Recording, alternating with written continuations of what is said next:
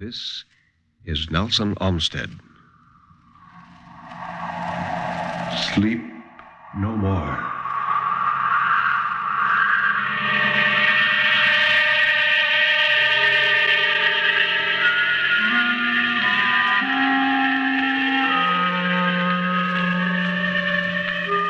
Sleep no more. Turn down the lights. Sink back in your chair and don't look into the shadows.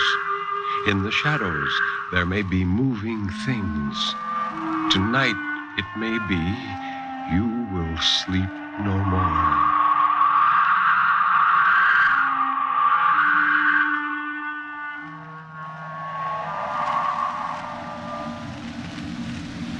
Good evening.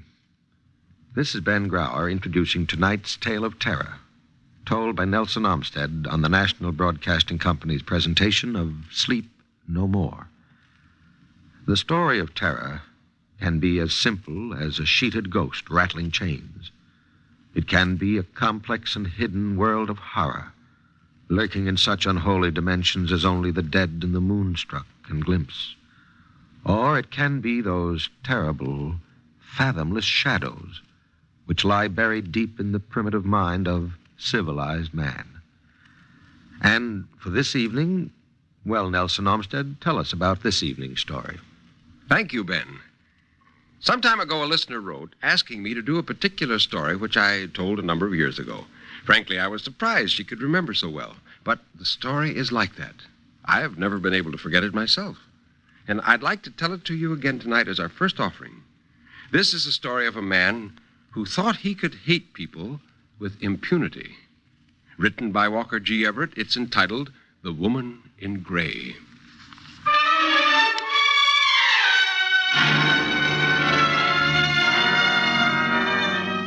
Bill was at a dinner party at the Carters when the subject first came up, a dinner to which he would never have gone if he could have thought of a single plausible excuse. Sarah Carter had a girl visiting her from the East, her school roommate or something, Bill thought vaguely. Bill was her dinner partner. They were talking about some people she didn't like, and she said, yes, and they told it all over town that I was the girl who was caught in the raid and that I had a red wig on so nobody would know me. And oh, how I wish I could get even with them, the most hateful people. Now, haven't you any suggestions? Bill looked pensive. Many martinis had set up a pleasant buzzing in his brain, and everything in life seemed very easy, and he said, well, you might tell everybody that they have a repulsive daughter hidden away that nobody ever sees, and that's why they don't like young men calling at the house. No, that's too easy. They have 3 daughters, all repulsive, only not hidden away. That is, yet. In that case, I don't know. Well, why don't you just leave it to me? What do you mean? Do you make little wax images and stick pins in them? Ah, there, she'd stolen a march on him, because that was just what he'd been going to say. So he took a piece of celery, applied his mental spurs to himself, and came out in an inspiration. Oh, haven't I ever told you about the lady in gray? No. Who's she? Just the lady in gray. Well, where is she? Right here beside me now. Where? Oh, you can't see her. I'm the only one who can see her, but she's right here by me all the time. I've known her for years. Goodness gracious. Aren't you scared? Doesn't she haunt you? Oh, no, she likes me. That's why she stays here. Isn't it, lady? He turned and nodded to the imaginary figure beside him. Well, of course, she's very modest and goes out of the room when I'm undressed, but all the rest of the time she's here. Even her face is gray. Well, doesn't she do anything at all? Certainly. She gets after people I don't like. How terrible. Well, sick her on the quarries in Hartford, Connecticut, then, and tell her to do her worst. I will. Right now. Do you hear that, lady in gray? Hartford, Connecticut. Quarry's the name. The 3rd house from the corner on the left. I don't want any mistake. Oh, she never makes a mistake, said Bill. He was rather pleased with his little joke as he finished the last of his martini.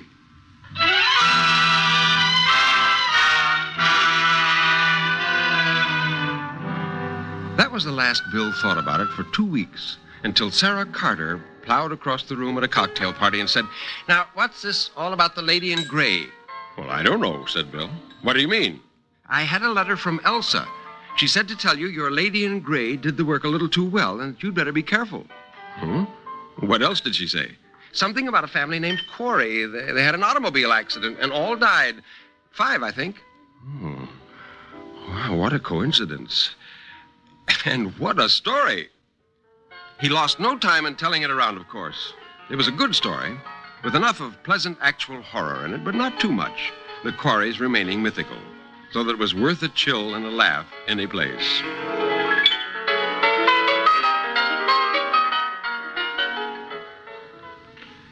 Two weeks later, he was at a dinner at Corinne Gorman's house, a fine, old-fashioned dinner, with old-fashioned cocktails before and new-fashioned highballs after and good old-fashioned screaming all the way through. Bill sat by Corinne. She turned to him and pointed to two empty seats. "Oh, I could kill those people," she said. "They're always hours late anyway, and finally they phoned from Winnetka that they've broken down. Now, why don't you sick your lady in gray on them for me?" "Well, I would, but I don't hate them. I don't want them to turn over like the quarries." "How well do you know them?" "Not very well." "Well, I can tell you some things. They've named their children Peggy Jean and Michael Peter.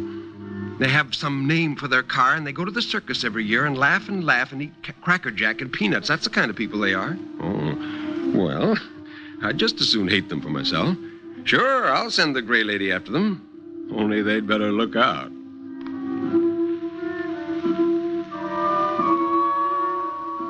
That was the last they thought about it until the dinner was nearly over and Corinne was called to the telephone and she came back white. "It was they," she whispered. "Terrible accident. A taxi hit them. Don't tell anybody for a minute." "Oh? Were they badly hurt?" "Yes." He wondered suddenly if he ought to say anything about the absurd conversation regarding the lady in gray. He decided not. Two coincidences were just a little too much. Yet he knew there was nothing in it. Hadn't he made her up out of a clear sky just to amuse a guest of Sarah Carter? But just the same, he felt it would be a little smart alecky to allude to it. However, Corinne soon saved him the trouble, and she said, "Never mention that gray woman again. Never, never."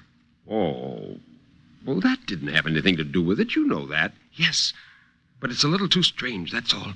As if Santa Claus should suddenly come down the chimney." "Or you find a baby in a cabbage." "I think that would be a great improvement.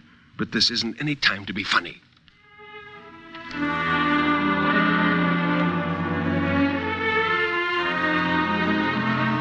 But the story leaked out, and Bill's Lady in Gray became even more famous. "It's the funniest thing," people said. "Somebody ought to send it into the New Yorker. And Bill is such a scream about it. He's afraid to hate anybody now, he says, for fear she'll get after them. And he's going to rent her out to the government if we ever get into a war." But Bill didn't think he was funny. He thought this, while not exactly playing with fire, was at least in bad taste. He didn't think he was in very good taste anyway. For about this time, he had a bad week. 7 nights of drinking and running around town and cashing checks all the time with a low, wormish feeling of approaching reckoning under the talking of nightly parties to get over yesterday's hangover. And every day, down at the office, getting blearier, going to the water cooler with the aspirin bottle in his hand and standing blindly in the window when the terrible 11:30 nausea swept over him in waves. But he didn't know what to do, because life didn't have much meaning anyway, and he was having a better time than most people.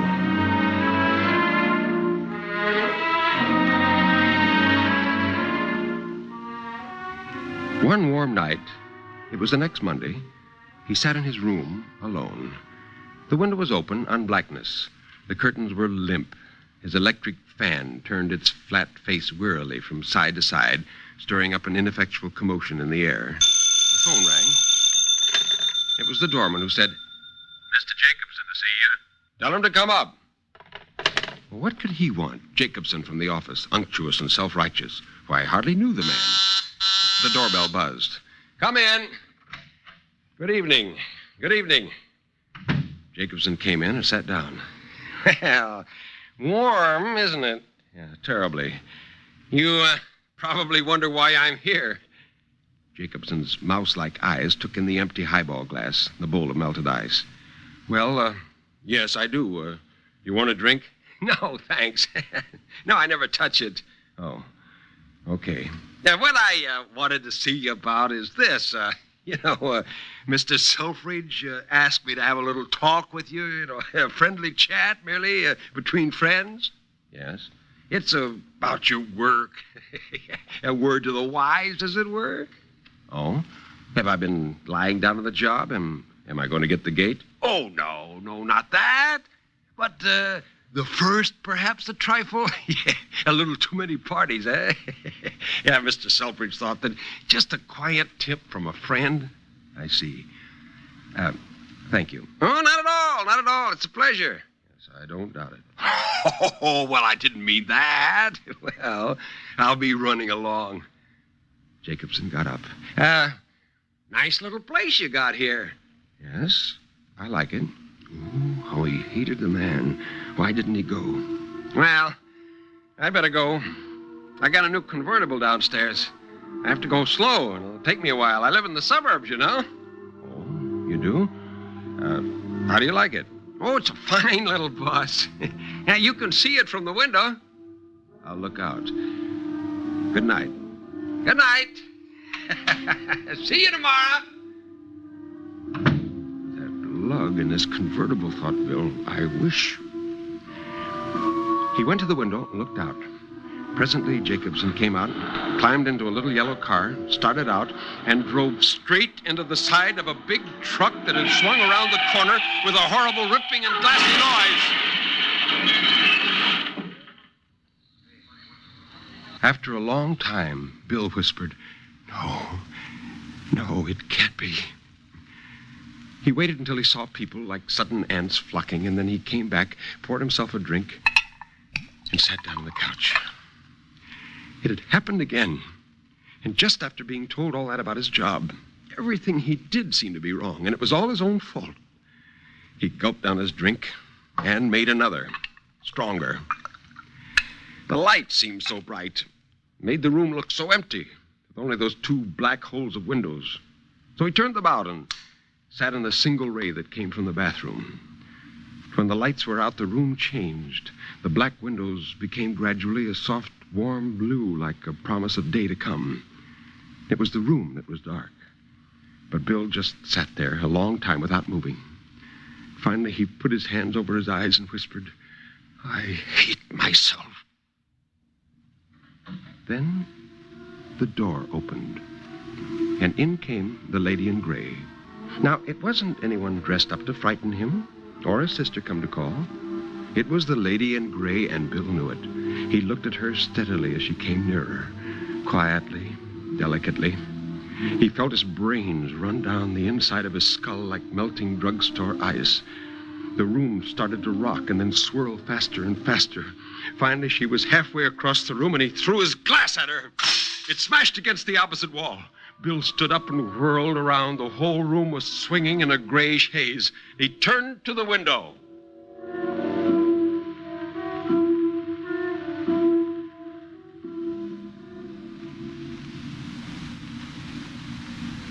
They found him the next morning on the second-floor fire escape, one of those horizontal ones with a weight on the end. He had landed almost in the middle and was doing a ghastly little teeter-totter.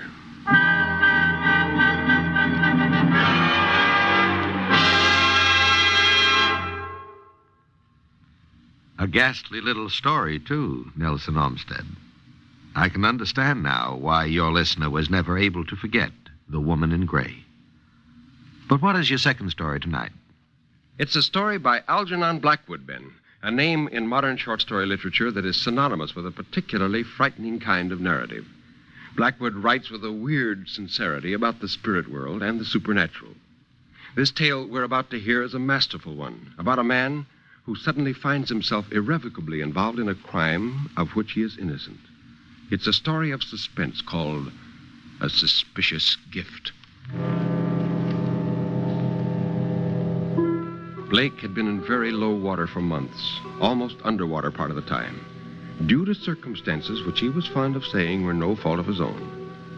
And as he sat writing in his room on the third floor back of a New York boarding house, part of his mind was busily occupied in wondering when his luck was going to turn again. In the daytime, he was a reporter on an evening newspaper of sensational and lying habits. His work was chiefly in the police courts, and in his spare hours at night, when not too tired or too hungry, he wrote sketches and stories for the magazines that very rarely saw the light of day. On this particular evening, Blake sat scribbling by the only window that wasn't cracked. His thoughts kept wandering to food, beefsteak and steaming vegetables. He pulled himself together and again attacked the problem. As he did so, there came a gentle knock at the door, and Blake started. The knock was repeated louder. Now, who in the world could it be at this late hour of night? And he said, "Come in." The door opened in response, and the man came in. Blake didn't turn around at once, and the other advanced to the center of the room, but without speaking. Then Blake knew it was no one from the boarding house and turned around. He saw a man, about 40, standing in the middle of the carpet, but standing sideways so that he didn't present a full face. He wore an overcoat buttoned at the neck, and on the felt hat which he held in front of him, fresh raindrops glistened. In the other hand, he carried a small black bag. Blake gave him a good look and came to the conclusion that he might be a secretary or a chief clerk or a confidential man of sorts. There was something singular about this man, something far out of the common, though for the life of him, Blake couldn't say what it was. The fellow was out of the ordinary and in some very undesirable manner. He spoke in a quiet, respectful voice. "Are you Mr. Blake?" "I am." "Mr. Arthur Blake?" "Yes." "Mr. Arthur Herbert Blake?" "Well, that's my full name. Won't you sit down, please?" The man advanced with a curious sideways motion like a crab and took a seat on the edge of the sofa. He put his hat on the floor at his feet, but still kept the bag in his hand. "I come to you from a friend who wishes you well." "A friend of mine?" "Just so. A friend of yours." "A man or a woman?" "That I cannot tell you." "You can't tell me?" "I cannot tell you the name. Those are my instructions, but I bring you something from this person. I am to give it to you, to take a receipt for it, and then to go away without answering any question." Blake stared very hard. The man, however, never raised his eyes above the level of the second china knob on the chest of drawers opposite. "Well, what have you got for me, please?" By way of answer, the man proceeded to open the bag. He took out a parcel wrapped loosely in brown paper. When at last the string was off and the paper unfolded, there appeared a series of smaller packages inside. The man took them out very carefully and set them in a row upon his knees. They were all $100 bills. "There are $10,000 here, and they are for you." "What? 10,000? 10,000? Are you sure? I mean, you mean they're for me?" He felt quite silly with excitement and grew more so with every minute as the man maintained a perfect silence. Was it a dream? He couldn't believe his ears or his eyes. Yet, in a sense, it was possible. He had read of such things in books, the generous philanthropist who was determined to do his good deed and to get no thanks or acknowledgement for it. Still, it seemed almost incredible. His troubles began to melt away like bubbles in the sun. He thought of the landlady and the arrears of rent, of regular food and clean linen and books and music, of the chance of getting into some respectable business, of as many things as it's possible to think of when excitement and surprise fling wide open the gates of the imagination. But, side by side with the excitement caused by the shock of such an event, Blake's caution was beginning to assert itself. It all seemed just a little too much out of the likely order of things to be quite right. The police courts had taught him the amazing ingenuity of the criminal mind, as well as something of the plots and devices of which the unwary are beguiled into the dark places where blackmail may be levied with impunity. The only weak point in the supposition that this was part of some such proceeding was the selection of himself, a poor newspaper reporter, as a victim. It did seem absurd, but then the whole thing was so out of the ordinary, and the thought, once having entered his mind, wasn't so easily got rid of. Blake resolved to be very cautious. The man, meanwhile, though he never appeared to raise his eyes from the carpet, had been watching him closely all the time. "If you will give me a receipt, I'll leave the money at once." He said this with a touch of impatience in his tone, as if he were anxious to bring the matter to a conclusion as soon as possible. "But, now, wait a minute. You say it's quite impossible for you to tell me the name of the well-wisher, or why he sends me such a large sum of money in this extraordinary way?" "The money is sent to you because you are in need of it. It's a present without conditions of any sort attached. You have to give me a receipt only to satisfy the sender that it has reached your hands. The money will never be asked of you again." Well, suddenly, it flashed across Blake's mind that if he took the money and gave the receipt before a witness, nothing very disastrous could come of the affair.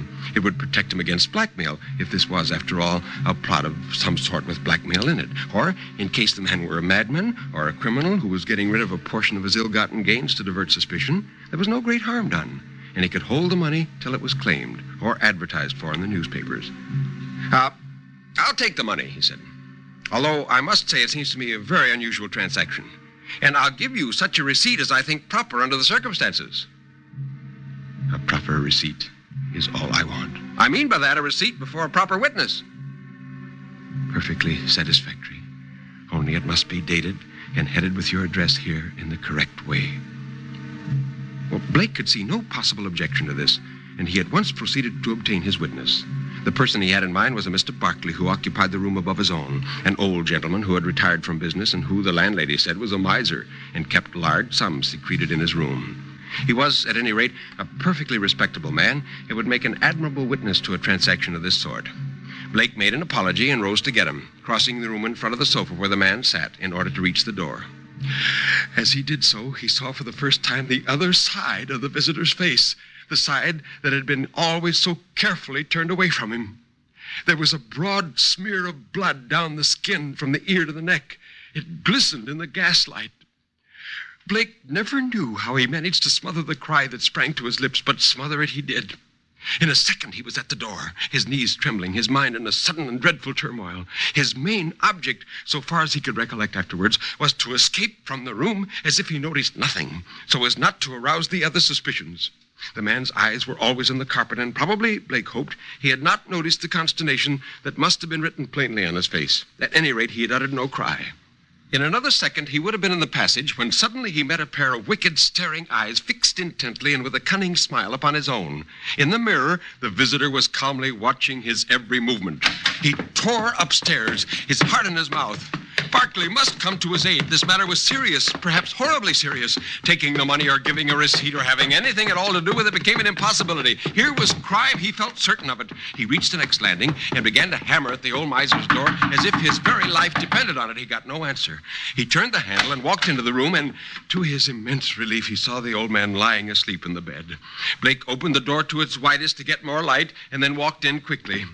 Something clutched at his heart as he looked closer. He stumbled over a chair and found the matches. Calling upon Barkley the whole time to wake up and come downstairs with him, he blundered across the floor and lit the gas over the table. In the full glare, he saw the old man lying huddled up into a ghastly heap on the bed, his throat cut across from ear to ear. And all over the carpet lay new dollar bills, crisp and clean like those he had left downstairs, and strewn about in little heaps. For a moment, Blake stood stock still, bereft of all power of movement. The next, his courage returned, and he fled from the room and dashed downstairs. He reached the bottom and tore along the passage to his room, determined at any rate to seize the man and prevent his escape until help came. But when he got to the end of the little landing, he found that his door had been closed, and he seized the handle, fumbling with it in his violence. It felt slippery and kept turning under his fingers without opening the door, and fully half a minute passed before it yielded and let him in headlong. At first glance, he saw the room was empty and the man gone. Scattered upon the carpet lay a number of bills, and beside them, half hidden under the sofa where the man had sat, he saw a pair of gloves, thick leather gloves, and a butcher's knife. Even from the distance where he stood, the blood stains on both were easily visible. Dazed and confused by the terrible discoveries of the last few minutes, Blake stood in the middle of the room, overwhelmed and unable to think or move. Unconsciously, he must have passed his hand over his forehead, for he noticed that the skin felt wet and sticky. His hand was covered with blood. And when he rushed in terror to the looking glass, he saw that there was a broad red smear across his face and forehead. Then he remembered the slippery handle of the door and knew that it had been carefully moistened. In an instant, the whole plot became clear as daylight, and he was so spellbound with horror that a sort of numbness came over him, and he came very near to fainting. At this moment, there came a loud knocking at his door. It was the police. and all Blake could do was to laugh foolishly to himself and wait till they were upon him. He couldn't move or speak. He stood face to face with the evidence of his horrid crime, his hands and his face smeared with the blood of his victim. And a voice, which he knew very well, said, "Here it is, 3rd floor back, and the fellow caught red-handed." It was the man with the bag leading in the 2 policemen. Hardly knowing what he was doing in the fearful stress of conflicting emotions, he made a step forward. But before he had time to make a second one, the 2 policemen moved up to seize him. His only thought was that there was nothing he could do.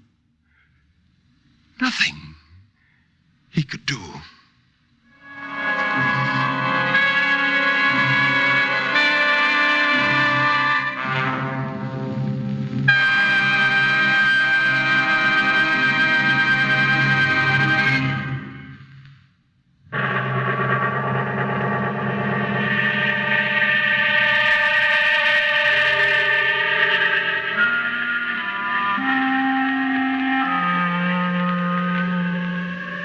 You can turn up the lights now. You can look around you. Nobody is there, really. Everything is all right, isn't it?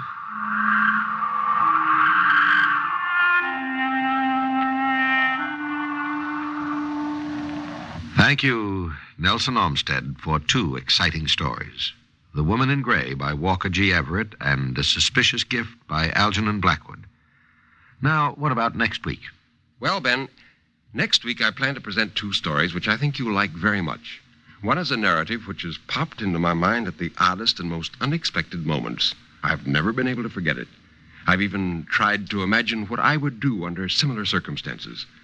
It concerns a man who made a fantastic wager. He bet that for $2 million, he could spend 15 years in solitary confinement. Would you do it? Anton Chekhov writes a vivid story about the bet. Our second tale is by George Moore, entitled The Clerk's Quest. The human mind is universally enigmatic. Like fingerprints, no 2 form the same pattern, and no 2 run the same course of emotion. Because of our ignorance as to the operation of the human mind, great writers have been fascinated with the subject. George Moore's story is an example. It concerns a poor bank clerk who smells perfume on an envelope, and because of it falls disastrously in love with a woman he never sees. Be with us next week. May I add just a word of thanks for your letters. We have been immensely pleased that so many of you have taken the time to write. Thank you for your interest.